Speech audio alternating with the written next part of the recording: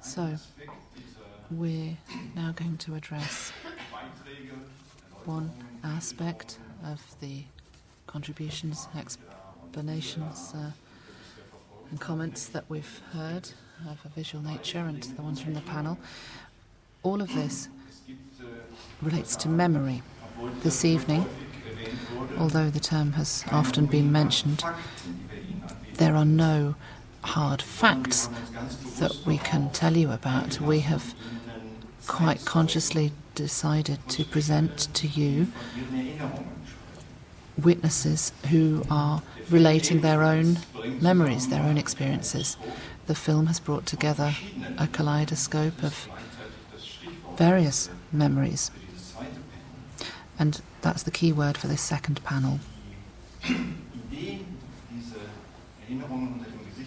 The idea of memory, from the perspective of a cultural memory, is something that's very relevant because, as you've perhaps noticed, we're not talking about a single homogeneous memory.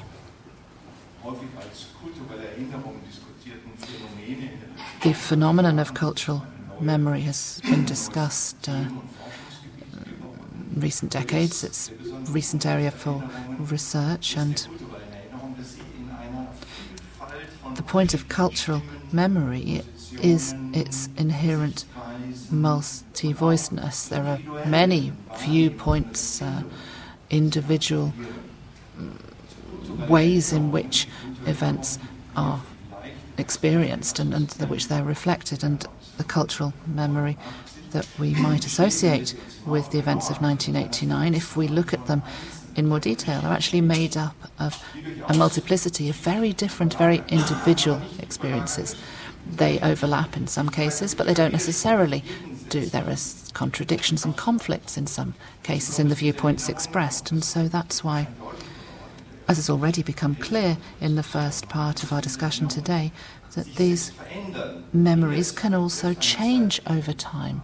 They have the dimension of time. They are not set in stone once and for all.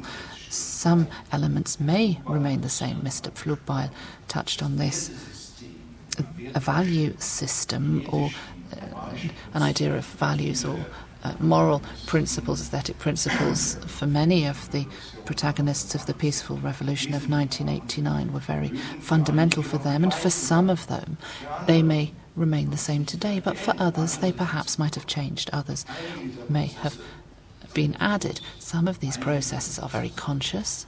Other processes can be thought through, worked through. We can reflect on them. Others are maybe less conscious. They perhaps take place very gradually. Perhaps we don't want to realise or notice exactly how our memories change or have changed over time. So, with that background in mind, I would like to ask you, do you have the impression that in the last 25 years, perhaps some of your memories have perhaps fallen by the wayside, so to speak? Some of your experiences, some of the events, the historical events that you witnessed, perhaps no longer form such an important part of the general discourse surrounding these events. Perhaps they have lost significance, a significance that they deserve, that you feel perhaps are no longer highlighted quite as strongly. So, Mr. Pflugbeil, perhaps if you would begin for us. Well, what I touched on in the previous round of discussion is really would fall better under this heading here. I have to say, this talk of celebration and jubilation does grate somewhat for me when we're talking about the 25th anniversary. I've now participated in quite a few events to celebrate the 25th anniversary surrounding the fall of the Berlin Wall, and what happened before then is almost no longer mentioned at all, what preceded it. And for me, that was the whole point. I could perhaps add to that by saying that I mentioned a few examples earlier of things that were essential, fundamental to us, and today they appear to have lost all importance from the same area of topics. I could perhaps add something to that now. At the time we agreed that we wanted out of the Warsaw Pact. And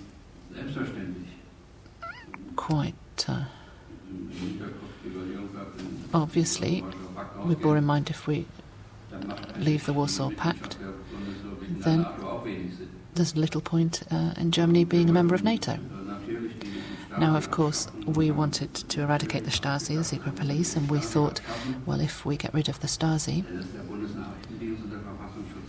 then what about the Constitutional Service and the what are we going to do with that? And well, I mentioned about the kindergartens and the military aspects there. Now, with all of these celebrations and our celebration today, I think I always have the impression that there was a fatally wounded system that was successfully buried, although Western society contributed to that. Now, if we look today to see what the fundamental, the serious problems in society are, then I would dare to say that today they are much more serious than the ones we had in the times of the GDR. And that is what I would like to talk about when we talk about 25 years since the fall of the wall, since the revolution. What has gone wrong today? In my view, I think Western society, and in particular Federal Republic of Germany, are much sicker than the GDR ever was. You know the list of points we could draw up at the GDR. In the autumn of 1989, we were asked by journalists again and again, well, what concerns you so much? Why are you so angry? And we said, well, there was the electoral fraud, there was the political system, that we didn't have a voice. Those were the points. There were 5 or 6 points that people mentioned, and perhaps I could say 20 points from today's society that are much more serious, but nothing is happening, nothing's changing. And I think we need to talk about that. Thank you. Frau Simon. Memories, you think, that are no longer so much at the forefront and should be? Well, that's a very interesting question. As Sebastian Pflugbeil has said, we're talking about a celebration of memories, but it's a particular type of culture of memory, if you like. There's the word Wende. There's no longer talk of a revolution, but a Wende. Now, I've often argued against that because I think that's a very strange, as if there was some sort of turn or change rather than a Wende rather than a revolution. And then everyone talks about the former GDR. No one talks about the former Nazi Reich or the Kaiserreich. It's always the former GDR. But why former? But what really interests me is the cultural memory as far as the GDR is concerned, and there's quite a cliched line of thought here with the film The Life of Others. There are certain stereotypes there. There was the Stasi, then there were the upright citizens working for citizens' rights, and there appears to be very little middle ground, very little in between the two. And the GDR, there wasn't the GDR citizen or the East German. There were many different people who tried to find their own way through. And in autumn 1989, in the hospital where I was working, there were huge discussions and debates about who was in the Stasi, what happened in this hospital. And when unification happened, that discussion stopped because we were no longer meant to wash or air our dirty laundry in public anymore. But in fact, within the GDR, there were huge differences, huge conflicts between party members and others too. So I think this kind of conflict that existed can't simply be reduced to a simple dichotomy of Stasi and victim. The final point is something I would fully endorse. Of course, the GDR was very different to the caricature, if you like, that's put forward of life in the GDR, but I think that's quite logical. Things are shown as caricatures. That applies to other countries, other periods in history. That is something that does happen. But what appears to me to be very important is the form of memory that wants to elevate history, if you like. And I'd come back to the example that Sebastian Pflugbeil mentioned at the beginning, the fall of the wall, as the event, I'll be a little polemical here, but as the event that brought freedom to East Germany. Now that is entirely incorrect, but that is something that is stated in such terms, even in official statements. Now it's quite incorrect, because freedom is something that the German population fought for, and a result of that freedom was the fall of the wall, rather than the reverse. Predecessors or events before the 9th of November, the key date I mentioned, has been mentioned several times, was the 9th of October. The Monday demonstration in Leipzig with 70,000 participants, and the debate on whether shots should be fired or not, and the results were that no shots were fired. Now we could discuss whether that was exactly what that was. Whether it was laziness or not, but they didn't capitulate, and demonstrations continued, and then after that the wall was opened. And that sequence of events, as I've just outlined to you, I think is mentioned far too little in our view of history and in the celebrations today as well, of course. Now, I have to say, I don't think there are bigger problems today rather than exist in the GDR. I think quite the contrary. So, Sebastian Pflugbeil has worded this in this way twice now, and I don't fear the NSA, but I did fear the Stasi. So I think you could argue for the reverse as well. You spoke of the significance and the dominance of a particular point of view when it comes to an examination of the memories that we have of 1989 and our memories of the GDR. There is clearly a tendency to have some kind of ladder of significance use that East Germans, sort of a prerogative of interpretation of national memory. And there are many different elements of our cultural understanding of the GDR that we see many interviews, films, presentations, comedy shows. There's a stylized figure. Now, do you think that this prerogative of interpretation is something that East Germans are perhaps happy to see, that there's a certain advantage to it, perhaps? That those memories are of the greatest significance within all the memories that exist? Well, I have to admit, I haven't given this any thought. Just off the cuff, I'd say that this figure, even this figure, is heterogeneous. It's not heterogeneous. There are many different facets to this cliché. And there are many different contexts in which it's used, and many different people make use of it. So, well, I don't want to come up with any kind of conspiracy theory, to be brief. I don't think that it exists to that end. I believe that it's one of the many forms of simplification that we tend to produce, a form of shorthand, if you like. I think that there were many meetings of East and West German psychoanalysts where we tried to address the cliches we had of each other, and it was extremely interesting because what became very clear in the exercise was that with our common National Socialist past, that we're very strongly linked to that.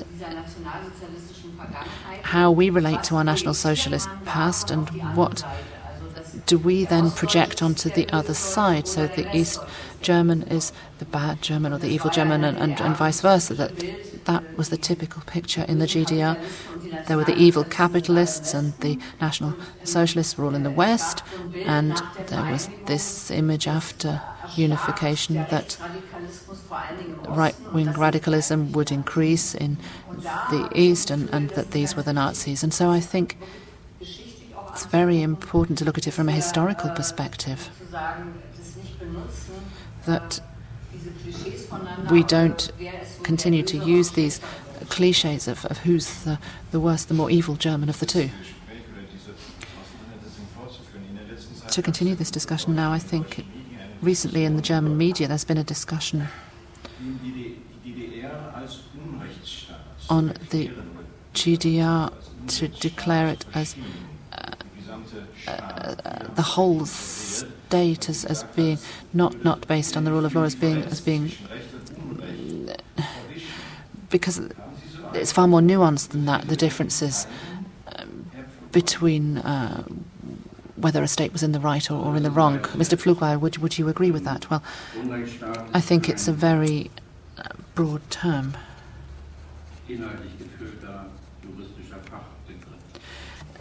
You have a state based on the rule of law. Now, there's no legal opposite to that term. There's an illegitimate state. And if we look at what's just happened in Thuringia, well, there was the Prime Minister from the left. If he becomes Minister of Thuringen, if he says the GDR is an illegitimate state, well, that reminds me of similar statements being made of similar events of people who just wanted to further their own careers. And I think that is entirely wrong. No one could explain to me really what an illegitimate state is, what is intended by that term. Is it a dictatorship?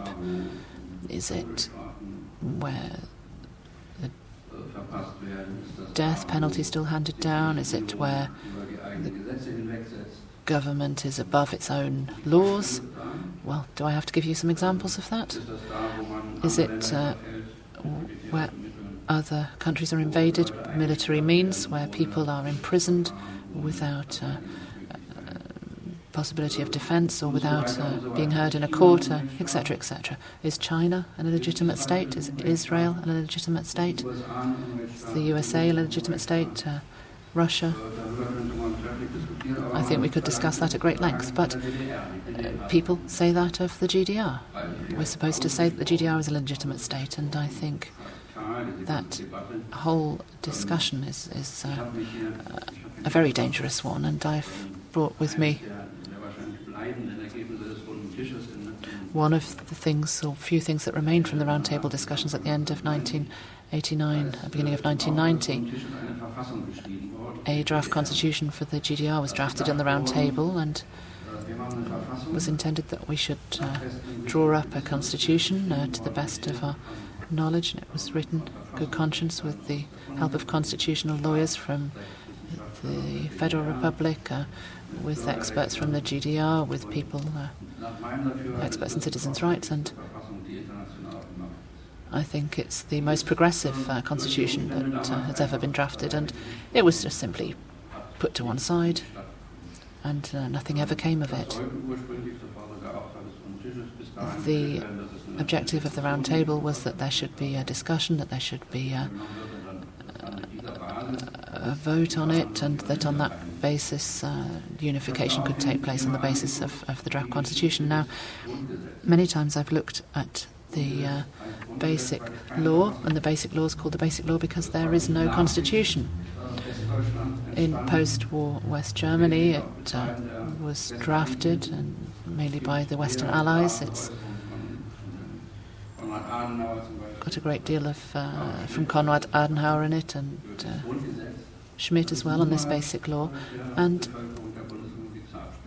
it was never put to the vote by the German people. And when the two German states were unified, it was never called into question. State based on the rule of law, legitimate state, well, it's quite a weak result. Now, I hope you don't misunderstand me, but there were 3 draft constitutions in the GDR. The first, as far as I recall, was 1949. That was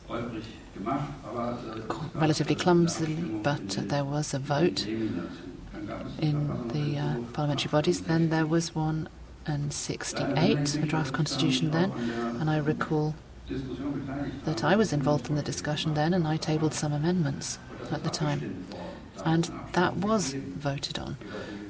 There was a vote on the GDR constitution. Then there was another constitution that wasn't as well known, but it was voted on as well, if I recall correctly.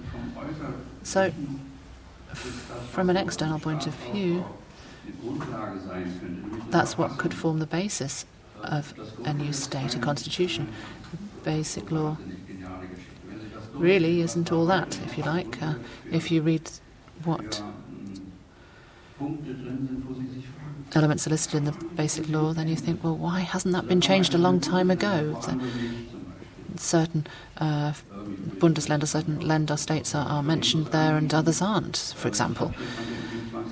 Now, I've got 20 copies of this document in my bag. It's worth reading.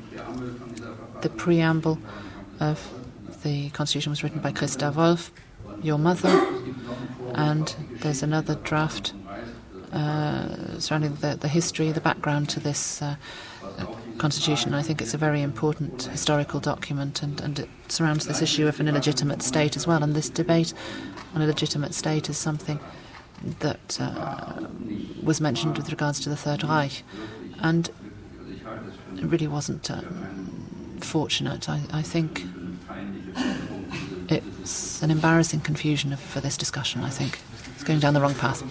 Well, perhaps it might be an unfortunate term, but nonetheless I think it helps us to understand the dynamic of cultural memory and exactly what's involved in memories here, because whatever the political and historical opinions here might be, quite clearly there are many memories of many people at times in the GDR, and particularly in recent years in the GDR, that are quite different from those memories from other times that their lives were very busy, very purposeful, full of memories, just as we've seen the last hour and a half, the years, the months immediately before the GDR was dissolved. But on the other hand, it's true that there is a trend that the multiplicity of memories should be reduced to some kind of common denominator. That there was an illegitimate state system, but the individual memories need to be understood within a context. Just another example, perhaps, for how cultural memory is established. The TV shows what are watched and what the trends are, and what the orientation of the public television is, in what books are published, what interviews, the approach. All of this forms part of cultural memory. Now, do you see a tendency within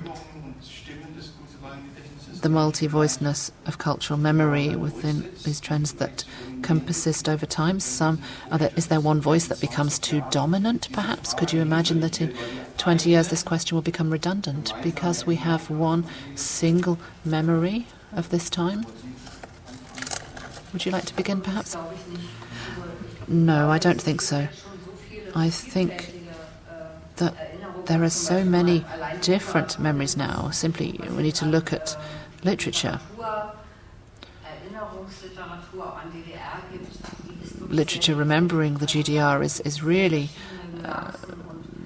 very nuanced. There are many different voices, and I do hope that the richness of these points of view will continue and will remain. And I have to have faith in the craft in the strength of how it was written. And I do think that the GDR was an illegitimate state. I think it's very important that is said. But the issue that someone could only then become Prime Minister, I think, is quite idiotic. It's the fact that links to the left politically is not simple, but I think that's something that we need to discuss with the left party. But I think the constitution, the GDR in 1968, I almost was expelled from school because I drafted something against the constitution, and there wasn't really a vote on it in 1968, just as the elections weren't proper elections. This wasn't a proper vote either. I think that does need to be said as well.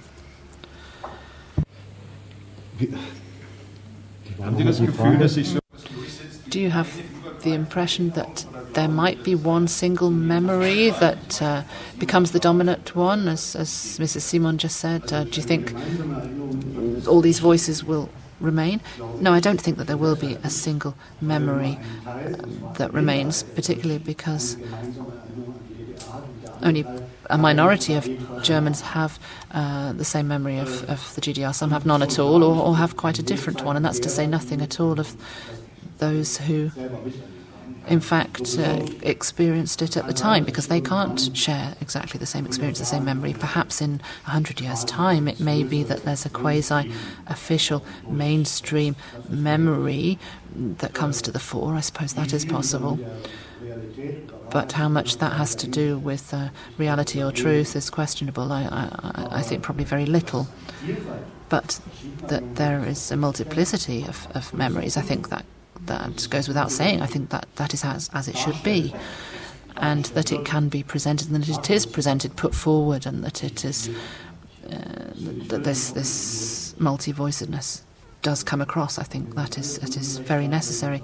And if everyone else is going to say something about the legitimate state, I will too. I think it's not a banned term. I think that's an exaggeration, but I think it is a term that is a type of propaganda, and it is used more or less demagogically in that respect. But I think the interesting point of this debate that has been repeated many times and always ends up the same way, I think it's become quite tiresome. But what's interesting in this debate are the arguments of those who fight against this term. I think those are really telling. Could you perhaps say what's interesting about that? Well, yes, for example, I have the impression, I've noticed that often an argument is put forward, something that's said about the debates on the Third Reich, using the same term, that murderers and thieves were simply arrested and put in prison. Now that was law in practice, if you like. So, but what kind of argument is that? So that means the Third Reich was a legitimate state? Well, that's not what it means. It can hardly mean that. So I think those lines of argument are particularly interesting, because the people who put them forward have much more to defend than simply defending a legitimate state. So, and there are these people, and I think we need to be clear that the party that now wants to have this included in the preamble to a coalition agreement, well, that party over the last 25 years has had between 15 and 25% of the vote, depending on the Bundesland that you're looking at, and that is a significant proportion of the electorate that is behind this party. And so the discussion with these people and their memories or their assessment of the GDR, that they want to reduce it to the ridiculous term of an illegitimate state, well, that's not something that can work. It shouldn't be allowed to work. They won't be able to do that. Thank you. If I could perhaps just add something. Maybe very briefly, because we're running late, maybe for 1 minute, I'm going to be brief. Yes, at the current anniversary celebrations this year, I have noticed how many people who were together in 1989, how they've now drifted apart into completely different directions. Also about subject matters where they differ, where they no longer want to discuss, you no longer discuss, you have got a similar attitude towards a specific situation, for example, the situation in the Ukraine, and all related matters. I thought, when looking at the Eastern Bloc and when you've got Russian friends, you would have come to a similar assessment of the situation. However, this is not the case. And very quickly you find yourself in a discussion that you can no longer have because you have drifted apart so far. But in 1989, when you were against in opposition, you should have more or less the same ideas. But this is no longer the case, and this is quite surprising and difficult to explain.